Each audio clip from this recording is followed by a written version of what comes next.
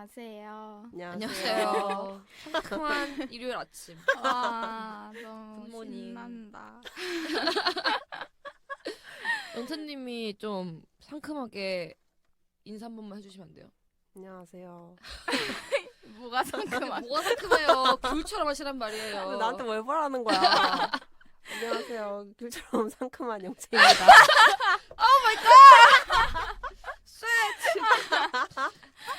아, 네. 오늘 진행을 맡은 저는 단지이고요. 오늘 같이 해주시는 분들 소개 좀 부탁드릴게요. 눈물 없이 못 듣겠어.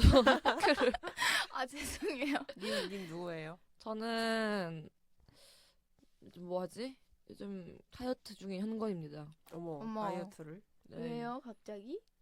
그냥 논문을 쓰면서 진짜 먹고 쓰고밖에 안 했거든요. 그때 진짜 레알 엉덩이가 이 2배가 된 거예요. 그래서 레알 킴 카사디안이에요, 진짜로. 좋은 거 아니에요? 좋은 게 아니에요. 그러니까요. 여기는 미국이 아니잖아요. 여기는 한국이기 때문에 그녀가 한국의 미의 기준에 맞지 않아요. 아, 진짜. 그래서 엉덩이도 좀 줄이고 배도 좀 줄여야 돼가지고 급 그 다이어트를 좀 하고 있습니다. 어떤 방법으로? 그건 잘 모르겠어요. 어쨌든 뭐야? 마음만 먹었어. 마음으로? 마음을 아름 VD 간절히 아. 바라면은 된다. 예. 진짜 말도 안 되는. 시크릿 전법으로 지금 다이어트를 하고 그 있거든요. 아무것도 안 한다는 소리잖아요. 바라고 있어요 지금. 참, 네. 아. 살이 빠져라. 그렇군요. 네. 성공하시기. 아, 저는 요새 약간 해이해진 영채입니다. 뭐에 해이해지셨죠? 공부를 해야 되는데 요새 벌써요? 자꾸 약간 야근하고 이러다 보니까 해이해져가지고 저녁에 약속 잡히고 이래서 원래 하루에 3시간 공부가 평일 하루 3시간 공부가 목표인데 이번 주에 한 2번 채웠나? 그래가지고 약간 힘들었거든요. 죄송한데 그 정도면 저희랑 다를 바가 없는데요? 어쩌라고요. 저희랑 어쩌라고요. 무슨 공부를 하시겠다는 건지. 그래가지고 네. 다음 주부터 다시 빡공 시작하도록. 아 그래요? 유튜브는 아. 지키고 계세요? 유튜브요? 뭔 네. 유튜브요? 유튜브 감상 시간. 아, 네. 유튜브는 그거 폰에다가 그 시간 제한 걸어놔가지고 그냥 3시간 끝나면 아예 못 봐요. 사실 3시간이면은 충분히 씹고 즐기고 맛볼 수 그렇긴 있는 하죠. 시간이긴 해요. 저는 영화도 평소에- 한 편을 볼 수 있는. 네. 저는 평소에 하루에 8시간 봤다고요, 유튜브를.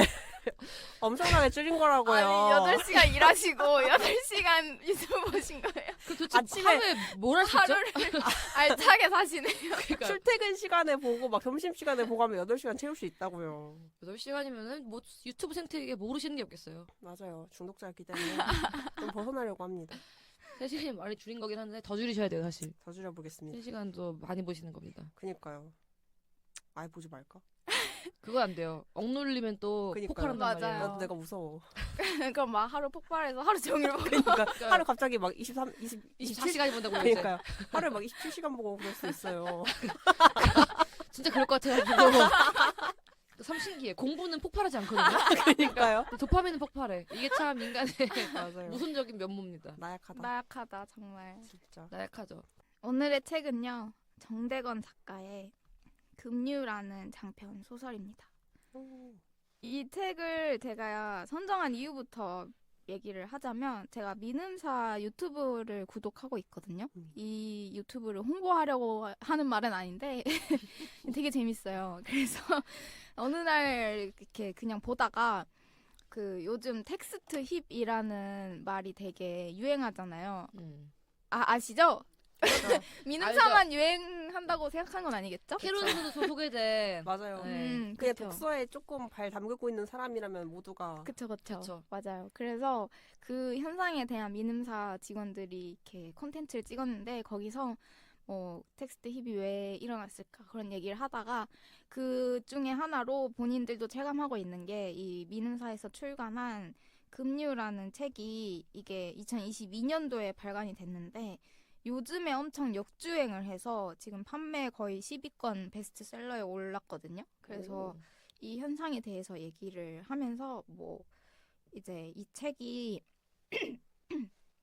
SNS에서 트위터 같은 데에서 되게 입소문을 타고 또 이 책에 이제 앞으로 말할 거지만은 주요 내용이 이제 청소년부터 어른까지 이어지잖아요. 그 주인공의 서사가. 그래서 그런 것들이 청소년 독자층에게도 되게 인기가 있는 것 같다라고 분석을 하시더라고요. 그러면서 이 책을 되게 효자 책으로 음. 얘기를 해주셔서 그냥 관심이 가서 저도 무슨 책이길래 이렇게 역주행을 했을까 해서 선택을 해보았고요.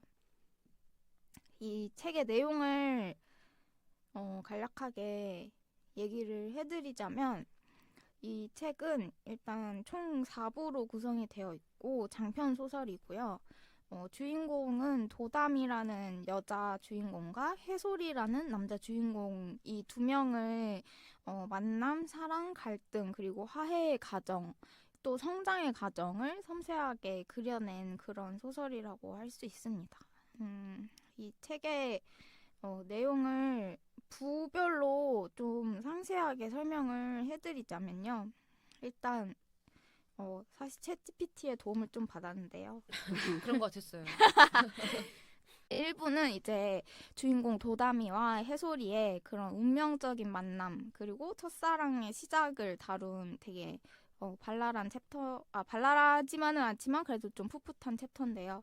이 챕터에서는 이 이야기가 펼쳐지는 주요한 공간 중에 하나가 진평이라는 가상 도시인데 이제 지방에 있어요. 그래서 이 진평의 저수지에서 주인공 도담은 도담의 아버지 창석이랑 수영을 즐기던 중에 이제 물에 빠진 해솔을 구해주면서 두 사람의 인연이 시작됩니다. 그래서 이후 도담과 해솔은 모든 것을 공유하는 비밀 없는 사이로 발전하면서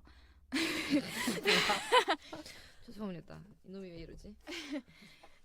이후 도담과 해솔은 모든 것을 공유하는 비밀 없는 사이로 발전하면서 첫사랑의 감정을 키워나갑니다. 여기서 설명을 조금 더 해드리자면은 도담의 아버지 창석은 그 응급 구조 요원이라고 해야 될까요? 소방서에서 이제 근무를 하시면서 위험한 사람들을 구조하는 그런 일을 평생을 해오셨고, 그래서 도담은 그런 아버지가 사람을 살리는 일을 하고 있다는 거에 대해 되게 큰 자부심을 느끼고 있고요. 그리고 그래서 이제 창석은 또 수영을 정말 잘 하면서 이제 도담에게도 수영을 그렇게 가르쳐 주던 상황이었고, 그런 상황에서 도담이랑 창석은 이제 진평에서 오래 살고 있는 나고자랑 이제 토박이인데, 이제 해솔이라는 남자 주인공이 진평으로 새롭게 이사를 온 거예요. 근데 이 해솔이는 어떤 사연을 가지고 진평으로 이사를 왔냐면, 이제 해솔이의 아버지가 병으로 돌아가셨나요? 아닌가요? 해솔이 아버지? 네. 예. 해솔이 아버지 되게 어렸을 때, 그러니까 예, 맞아요. 병으로 돌아가셨던 것 같아요. 네, 해솔이 아버지가 이제 어렸을 때 해솔이가 어렸을 때 돌아가시고 나서 이제 해솔이는 어머니랑 둘이 이제 그렇게 어머니랑 둘이 살다가 이제 해솔이는 되게 그래서 아버지가 안 계시고 어머니 혼자 있으니까 어머니에게 되게 애틋한 감정을 가지고 있고, 그래서 어머니를 나중에 호강시켜 드려야겠다 이런 생각으로 되게 성실하게 공부도 잘하고, 그리고 이 책의 표현을 빌리자면 되게 하얗고 뭐 잘생겼고 그런 미남형의 호감형의, 그러나 좀 조용하고 좀 신비로운 느낌을 풍기는 그런 아이인데, 이제 해솔이의 엄마가 이제 그러니까 남편을 잃고 난 후에 이제 이런 진평과 같은 시골 마을에서도 살아보고 싶다 이런 얘기를 하면서 이제 진평으로 해솔이랑 해솔이네 엄마가 온 거예요. 근데 이사를 와서 이제 지내던 중에 해솔이가 그냥 이제 자기 엄마랑 같이 그 강인가 뭐 하천인가 어디에서 이렇게 있다가 그냥 갑자기 수영을 하고 싶었나 뭐 그래가지고 수영을 하려고 이렇게 본인이 뛰어들었다가 거기서 본인이 수영을 잘 하지도 못하는데 그렇게 뛰어들었다가 이렇게 물에 빠지게 돼가지고 그거를 도담이가 구해주고, 그러면서 이제 둘이 약간 첫눈에 반한 거죠. 그래서 이제 둘이 이제 둘도 없는 사이로 발전을 하는 그런 이야기가 일부의 이야기이고요. 그리고 또 이제 해솔이를 구해줬잖아요, 도담이가. 그래서 해솔이네 엄마가 도담이를 되게 좋아하고, 그리고 해솔이네 엄마가 창석 씨한테도, 그 도담이네 아빠인 창석 씨한테도 되게 감사한 마음을 가지면서 그냥 그 가족 자체가 되게 친해지게 됩니다. 그리고 아까 말을 빼놓은 게 있는데 도담이네 엄마는 그러면 어디 갔냐 하면은 도담이네 어머니는 폐렴 같은 그런 기침 증상으로 인해서 지금 병원에 입원해 계세요. 그리고 이부를 그래서 이어서 얘기를 드리면은 이제 도담이랑 해솔이는 연인으로 관계가 발전을 합니다. 그래서 이 둘은 이 시점에서는 고등학생이에요. 그리고 그러던 중에 이제 해솔의 어머니 미영과 도담의 아버지 창석이 되게 잘 지냈다고 했잖아요. 근데 그러다가 이제 너무 잘 지내서 불륜 관계가 된 거예요. 그런 이제 정황이 이제 아이들 눈에서 속속들이 발견이 되어서 그래서 이제 화가 난 도담은 두 사람의 만남을 뒤쫓다가 예상치 못한 사고를 목격을 하게 됩니다. 그래서 그날 밤에 도담과 해솔은 부모님의 비밀스러운 만남을 확인을 하고 그로 인해 두 가정은 큰 충격에 휩싸입니다. 근데 여기서의 그 예상치 못한 사고는 도담이 화가 났다고 했잖아요. 도담은 이제 창석한테 너무 화가 난 거예요. 아니 엄마가 아픈데 아픈 아내를 두고 이렇게 갑자기 어디 외지에서 온 사람하고 그렇게 불륜 관계가 되다니 이거에 너무 열이 받아가지고 둘을 이렇게 추적하려고 해솔이를 끌고 둘의 어떤 밀회 장면을 보려고 이렇게 따라가요. 근데 둘이 이제 그래서 창석과 미영이 정말 그들의 예상과 추측대로 정말로 불륜 관계였던 거예요. 그래서 둘이 그 마을의 그 강가에서 막 술을 마시고 막 이렇게 애정 행각을 하고 서로 막 빨가벗고 막 애정 행각을 진하게 나누는 것을 목격을 하는데 그때 날씨가 비가 왔나? 그래서 막 날씨도 궂은데 굳이 야외에서 막 애정 행각을 하다가 둘이 술을 마셨다 했잖아요. 그래서 술에 너무 만취한 나머지 그 강에 들어가서 막 갑자기 막 그러는 거예요. 그래서 그때 막 이제 강물이 이제 비 때문에 비의 영향으로 좀 이렇게 강물도 세차고 그런데 창석은 이제 자만을 한 거죠. 나는 이제 구조대원이니까 뭐 술 좀 들어갔어도 난 구조대원이니까 수영도 할 줄 알고 하니까 그렇게 그래서 그러는 거를 보다가 도담이 그러다가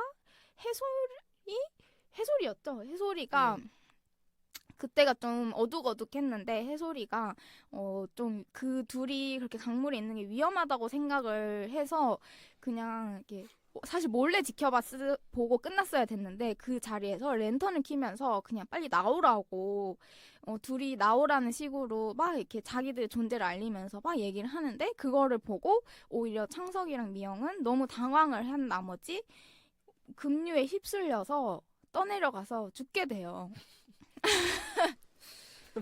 정말 황당한 골 때려 진짜로. 진짜. 약간 위기 탈출 넘버원에 나올 법한 스토리인데요. 짜증나. 랜턴으로 사망. 그쵸. 랜턴 불빛에 의해 사망인 건데요.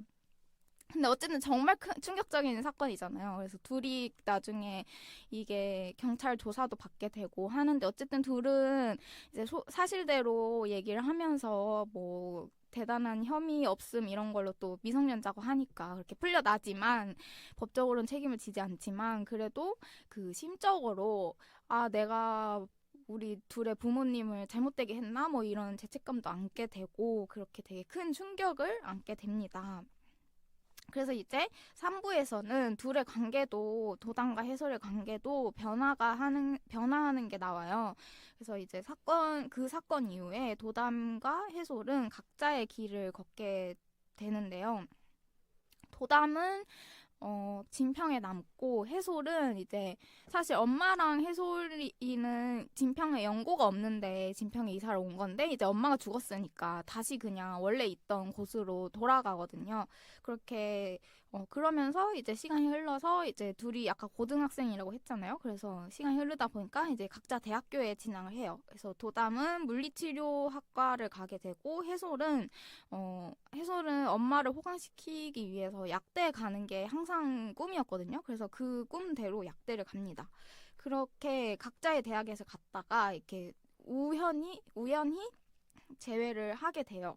그러고 이제 해솔이 도담은 약간 해솔에 대해서 원망의 감정도 좀 있기도 하고 그랬던 것 같은데, 그리고 또 자기 혐오도 되게 심하고 그랬던 것 같은데, 제가 느끼기에는 해솔은 정말 도담을 순수하게 그 사건이 있고 나서도 계속 그리워하고 다시 만나고 싶다 막 이런 생각을 막 하던 와중에 대학 때 이제 만나게 되니까 해솔이 약간 매달려가지고 둘이 다시 연인이 돼요. 그렇게 대학생이 되어서 이제 몇 년 후에 대학생이 되어서 연인이 돼서 그래도 되게 잘 지내지만 그래도 과거에 그 상처를 제대로 치유하지 않았잖아요. 둘이 그거에 대해서 터놓고 얘기하지도 않았고, 그래서 그 관계가 계속 뭔가 위태위태하고 서로를 이제 똑바로 바라보지 못하는 상황에 놓이게 됩니다. 그래서 둘은 이제 서로의 상처를 이해하지 못한 채 갈등하고 화해를 반복하면서 복잡한 감정 속에서 관계를 이어나갑니다. 그러다가 이제 4부에서는 또 시간이 흘러요. 이게 시간이 많이 흐르는 소설이더라고요. 시간이 많이 흘러요. 한 8년 흐르나요? 그쵸, 맞아요. 계속 흘러요. 그렇게 제가 약간 빼먹고 설명을 했는데 3부의 마지막에서의 주요한 사건이 있는데, 둘이 계속 갈등한다고 했잖아요. 결국에 헤어져요, 대학생 때. 그것도 둘이 서로의 뭔가 상처를 이해를 못하고, 그러니까 도담은 자기의 상처를 막 새로운 사람을 만나고 술을 마시고 새로운 경험을 하고 이런 걸로 푸는데, 해솔은 자기의 상처를 내가 이런 거를 이렇게 상처를 입었으니까 흐트러지면 안 돼. 나는 도담이도 책임을 져야 되고 이런 식으로 생각을 하면서 되게 좀 꾹꾹 누르는 방식으로 상처를 이렇게 뭐라 해야 되지? 대하거든요. 그래서 둘의 그런 상처를 대하는 방식의 차이 때문에 둘이 갈등을 많이 하기도 하고, 결정적으로 도담이랑 해솔이 만나는 거를 도담의 엄마한테 들키는 거예요. 근데 도담의 엄마는 이제 당연히 해솔이네 엄마랑 자기 남편이 불륜을 저질렀는데, 게다가 둘이 불륜을 저지르는 그 순간 어떻게 사고가 나가지고 죽기까지 했으니까 해솔을 별로 안 좋아하거든요. 근데 이제 자기 딸이 해솔이랑 계속 만나는 거를 보고 나서 해솔이한테 막 이렇게, 해솔이뿐만 아니라 도담이한테도 만나지 말라고 막 이렇게 하다가, 그래서 그거를 이기지 못하고 둘이 결국에 대학생 때 헤어지거든요. 그러고 이제 한 8년인가 지나가지고 4부가 나오는데요. 좀 길죠? 그래서 4부에서는 이제 각자의 방식으로 나름 도담과 해솔은 이제 더 어엿한 성인이 됐으니까 이제 살려고 노력을 하고요. 도담은 종합병원에서 물리치료사로 일을 하고, 해솔은 그 도담과 헤어진 이후에 우연한 계기로 도담과 헤어진 이후에 그 군대를 소방 관련된 쪽으로 갔는데, 거기서의 어떤 계기로 인해서 약대를 갔음에도 불구하고 약사로 진로를 정하지 않고 아예 소방관으로 진로를 틀어서 소방관으로 일을 하고 있습니다. 그래서 그런 시점에서 또 둘이 우연히 또 만나게 돼요.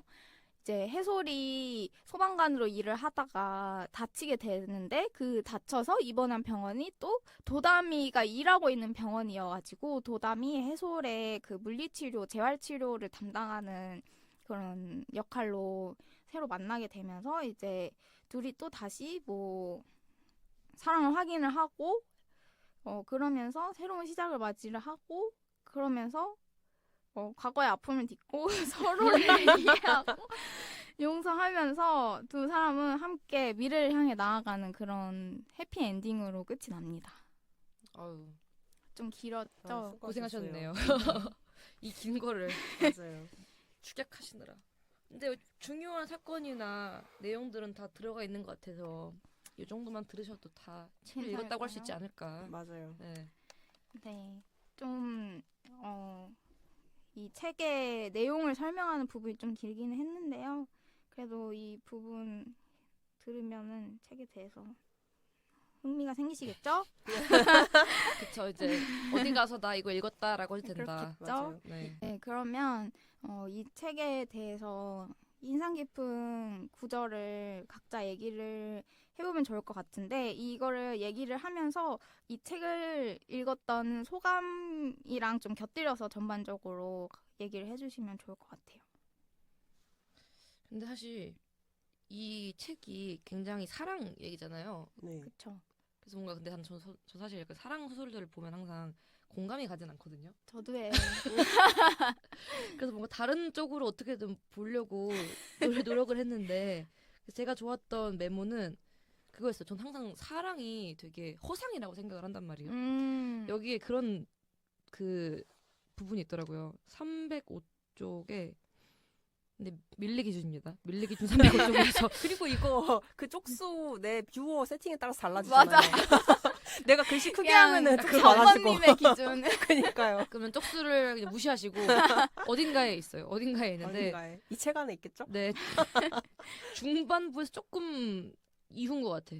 뭔 내용이냐면은 그들에게 사랑은 종교나 다름없었다. 언제나 사랑만이 답이라는 허술한 교리를 가진 사람을 믿지 못하고 사랑을 믿지 않는 나 같은 사람은 사랑스럽지 않겠지. 도담도 모르는 건 아니었다. 사랑이라는 이름으로 서로를 아끼고 위하며 사는 사람들이 있고 그 모습이 아름답기까지 하다는 사실을. 그렇지만 도담에게는 하늘을 나는 빗자루만큼 현실과 먼 판타지처럼 느껴졌다. 왜 이렇게 대충 읽어요? 왜 래퍼요? 아 그래요? 되게 열심히 읽었는데? 도담에 사랑에 빠지면 현실성 느껴졌다. 님 제가 듣기엔 괜찮았어요. 전 이거 듣고 있잖아요. 저는 생 그거 뒤로 듣고 있잖아요. 이게 이분- 중요한 거예요. 시청자분들은 이걸로 듣잖아요. 알겠어요. 어쨌든 이게 여기서 제가 좀 그 공감이 갔던 거는 앞에였어요. 사랑은 종교나 다름없고 언제나 사랑만이 답이라는 허술한 교리를 가진 이거였거든요. 그러니까 어떤 사람들은 모든 일의 해결책을 사랑으로 귀결짓는 것 같더라고요. 그래서 내가 힘들고 어렵고 허하면은 그것을 연인 혹은 커플 혹은 어떤 다른 사랑으로 메꿀 수 있겠다라고 믿는 사람들이 되게 많은 것 같아서 그래서 사실 저는 이 책도 약간은 그런 경향이 있다라고 생각을 했거든요. 결국에는 해솔이왕 도다미의 그 많은 어려움들을 사랑으로 어쨌든 해결한 책이잖아요. 결론적으로는 다시 재결합함으로써. 그쵸. 근데 그거 자체가 이제 어느 정도는 이해는 가지만 공감은 가지 않는다 여전히.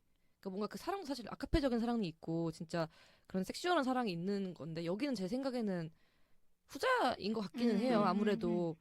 그래서 사실 그 여러분들은 그런가요? 사랑으로 무언가가 해결된다고 믿나요? 저는 그렇지는 않은 것 같아서. 아니요. 여기에는 그렇지 않은 사람들만 모인 것 같아요 네. 지금.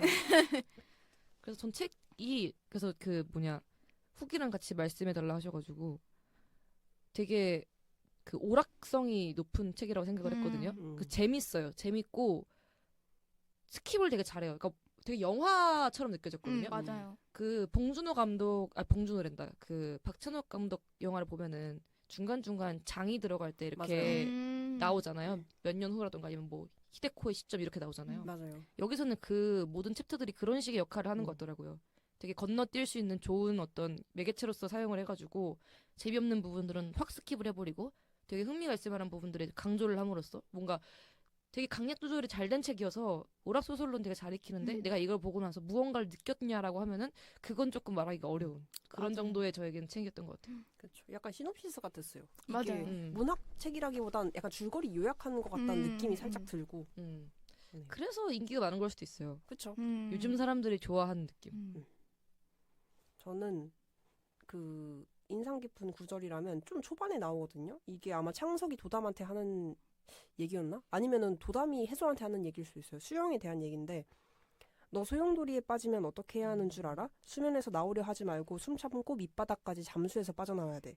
근데 이게 약간 이 책 전반을 통과하는 얘기 같단 말이죠. 저는 근데 아까 현건님이 하신 말에 살짝 동의를 하지 못하는 게 이게 사랑으로 해결하는 소설은 아닌 것 같아요. 왜냐면 그 해솔과 도담이 서로 사랑을 해서 문제를 해결한 게 아니라 얘네가 서로 알아서 각자 인생을 살면서 성장을 했고 어느 정도 극복을 해서 그 이후에야 사랑이 이루어진 것 같다는 느낌? 얘네가 스스로 문제를 해결하지 못했을 때 약간 둘 다 좀 이 문제를 그냥 외면하거나 약간 잘못된 방식으로 해결하려고 했을 때는 얘네가 서로 사귀어도 뭔가 계속 부딪히기만 하고 이게 진전이 안 되잖아요. 근데 서로 각자 인생을 살면서 뭐 좀 사람도 이렇게 겪어보고 자기 나름대로의 방식으로 이 사건을 어느 정도 극복한 다음에 만나가지고 결국에는 좀 사랑할 수 있게 되지 않았나? 함께 할 수 있게 되지 않았나? 그런 생각이 약간 들거든요. 그래서 근데 좀 뭔 얘기하려고 그랬지? 그래서 약간 뭐야? 이 구절이 말하는 것도 뭔가 급류나 소용돌이에 휩쓸렸을 때 이게 다른 걸로 눈을 가리려고 하지 말고 그 밑바닥까지 잠수해서 결국에 그 자기가 겪은 사건이나 자기가 겪었던 비극적인 일 솔직히 진짜 약간 비극인데 실제 삶에서의 비극은 뭔가 장엄하거나 그러지 않고 이것처럼 약간 쪽팔리잖아요. 그쵸. 우리 아빠랑 내 아빠랑 뭐 아니면 내 엄마랑 내가 사귄 내 엄마나 아빠랑 깨벗고 막 금리 휩쓸려서 죽었다. 그거 진짜 쪽팔리잖아요. 그냥 너무 슬프고 너무 암담한데 진짜 쪽팔리고 맞아요. 짜증나고 그쵸. 열받지. 막 그러니까 막 화나고 쪽팔리고 진짜 막 고기도 못 들고 다니겠고 사람들이 나 다 비난하는 것 같고 약간 이런 일인데 이거를 도담이든 해솔이든 서로 막 엄청 막 못 본 척하고 다른 방식으로 해결하려고 하고 살다가 이제 결국에는 시간이 지나면서 자기 뭔가 나름대로 성장을 하고 그래서 나중에 결국에 괜찮게 됐다. 제가 좀 그 현건님이 앞에서 사랑 얘기 하셨으니까 저는 사랑에 대한 매체나 이런 거 좀 좋아하는 편이거든요. 근데 이게 막 연애 얘기 말고 사랑에 대한 얘기를 좋아하는데 그 제가 제일 좋아하는 책 중에 하나가 에리 프롬의 사랑의 기술이에요. 아, 했었죠, 저희가. 네. 근데 그 책에서 말하는 게 되게 저는 공감이 가는데 사랑으로 뭘 하려고 하지 마라. 네가 인간이 돼야지 사랑을 할 수 있지. 네가 인간이 안 됐으면 네 사랑도 못 한다. 약간 이런 거거든요. 뭐 사랑으로 너를 뭐 완성시키려고 하지 말고 네가 좀 제대로 혼자 있을 때 괜찮게 살 수 있어야 그때서야 사랑도 할 수 있다. 약간 이런 내용이란 말이에요. 그래서 거기 뒤에 가면 약간 명상하기 이런 내용이 나와요. 네 사랑으로 뭐 하려고 하지 말고 네 인생 똑바로 살고 명상이나 해라. 혼자 그러니까요. 혼자 잘 살아라. 혼자 잘 살아야지 둘이 있을 때도 잘 살 수 있다. 약간 이런 내용이란 말이에요. 이 책에서도 결국에는 뭔가 제가 느끼기로는 결론이 약간 그런 느낌이었다고 생각을 해요. 얘네 둘이 각자 인생을 조금 살아서 성장을 해서 그래서 좀 나중에 사랑 비스무리한 거를 인정을 할 수 있게 되지 않았나 싶은 그런 느낌. 그렇습니다. 그럼 저는 궁금했던 게 저는 사실 각자의 성장을 잘 보여주기 위해서라면은 다시 재회를 안 시켰을 것 같거든요. 근데 재회를 해야 되는 거 아니에요? 왜냐면 젊었을 때 자기가 성장 안 하고 미숙할 때 만났을 때 개싸움이 났잖아요. 근데 이제 나중에 성장하고 다시 만났을 때 좀 그러니까 서로 같은 상처를 제 생각에는 이 둘이 젊었을 때 같이 있는 걸 못 견뎠던 이유가 그 상처를 직시하지 못하는데 상처 받은 사람이 이렇게 있잖아요. 그쵸. 이렇게 상대방이라는 이런 물리적인 실체로 이걸 확인하게 되니까 그걸 못 견뎠던 것 같거든요. 근데 이제 자기 안에 상처를 조금 직시하고 좀 그걸 어느 정도 보듬을 수 있게 돼서 나중에 이 사람들이 재회를 했을 때 좀 상대방을 받아줄 수 있는 그게 약간 둘이 만나야지 이 사람들이 성장을 했음을 보여줄 수 있을 것 같아요. 그래서 저는 그게 좀 약간 개인적으로 마음에 안 들었던 게 결국에는 만나야지만 서로의 상처가 해결된다라는 거잖아요. 해결되는 건 아니고 해결됐으니까 만나서 해결됐음을 보여줄 수 있는 거죠. 그러니까 그렇게 보여줘야 되는 거죠, 저는. 아. 그러니까 각자가 예를 들어 물리치료사로서 정말 혼자서 잘 살 수 있고 뭐 예를 들어 승주라는 사람하고 잘 돼서 정말 그 과거와는 아예 관련 없는 삶에서의 그 사람의 성장을 보여줄 수도 있는 건데 왜 굳이 그 상처가 있었던 사람과의 재회를 통해서 이걸 보여줘야 되는 건가에 대해서 저는 그거에 대해서는 조금 공감이 안 됐다라는 생각했던 것 같아요. 근데 영채님이 말했던 그 어떤 보여주고자 했던 어떤 그런 그림은 뭔지는 알 것 같아요. 왜냐면 저는 항상 그건 제 성격과도 관련이 있는데 저는 과거에 어떤 저에게 트라우마가 되는 사건이 있으면은 그것들과 절단을 통해서 해결을 하거든요. 그거 안 좋은 거 아니에요? 그러니까 그게 아니라 그러니까 나 혼자서도 해결을 한 뒤에 얘네들처럼 다시 만나서 그게 해결되진 않아요. 그쵸. 근데 약간 현실에는 이건 현실에서 소설이니까. 현실에선 그게 더 건설적인 방식인 것 같긴 해요. 그렇죠. 네. 그래서 저는 마주 본다라는 그 결말에 그래서 공감을 못한 것 같기도 한 것 같아요. 근데 그 소설적 장치니까. 단지님은 어땠어요? 저희에게 하나씩 던져주시고. 저는 그냥 전반적으로는 저도 현관님이 말한 거랑 비슷하게 좀 오락소설로서 재미있다 생각했었고, 그리고 저도 그렇게 사랑에 대해서 대단스럽게 생각하는 편이 아니어가지고 이 소설에서 비춰지는 그런 사랑으로 서로를 치유하려는 그런 모습? 그게 전 좀 정말 이상적인 얘기처럼 음. 좀 그렇게 느껴지긴 했어요. 그리고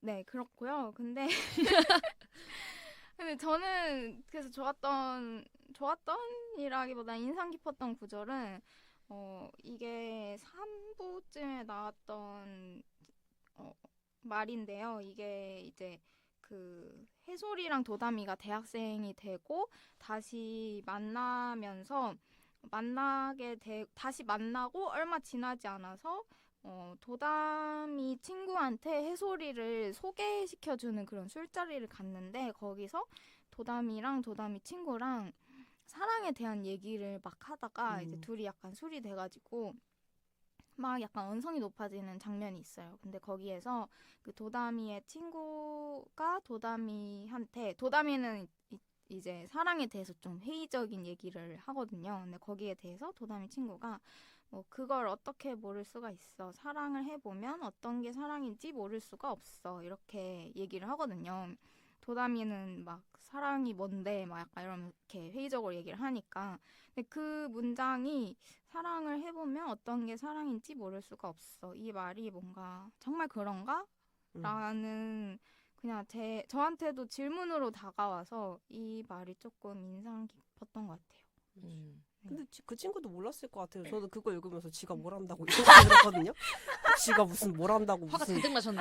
막 21 먹어가지고 무슨 연애 좀 해본 거 가지고 사랑 얘기하고 자빠졌다 막 이러면서. 진짜. 네, 그런 걸로 그렇게 쉽게 바로 해결됐고요. 바로 아니에요. 뭐 알 수도 있죠. 사람은 그거 비난으로 모르니까. 그냥 해결해버렸네요. 바로 그러면은